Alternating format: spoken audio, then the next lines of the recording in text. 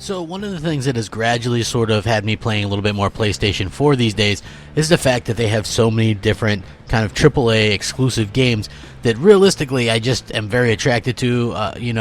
It's coming to the end of the generation, and I'm very much interested in these type of games as I get older and about to get married and things like that.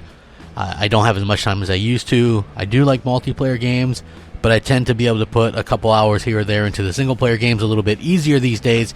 And so with Microsoft, they obviously haven't put as much time and thought and effort into the next generation of games that we've expected in terms of the Xbox One.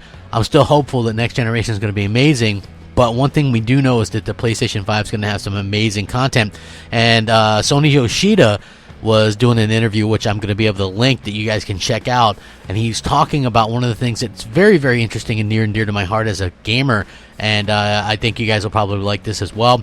Hey, what's up everybody? Crapgamer with Crapgamer Reviews, back with another video. Thank you guys for checking it out. I appreciate it.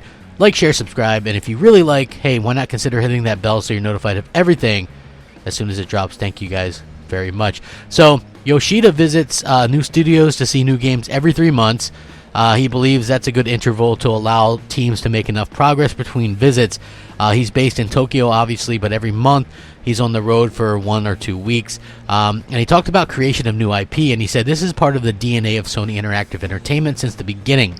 As they were new to the industry, competing against companies that had been making games for a long time, they had to focus on new IP. Half of the team also came from Sony Music, and they were used to supporting new talent and creativity.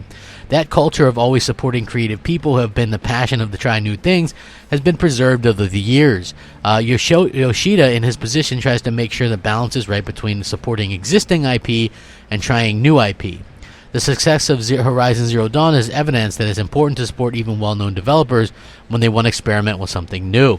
The approach is actually the same when developing a new IP or games of existing IP. The team creates the core mechanics and prototypes, making sure that those ideas are proven by playable builds. Sony ensures that developers put enough time into what they're using. Too many people ask for the task. That way, when the time comes to judge whether a project should be continued or canceled, not much money has been spent on it just yet. That being said, as the industry evolves, the prototyping period and the teams involved are becoming larger, so the risk factor is increasing, but Sony believes it's a necessary process without which they wouldn't be able to try new things.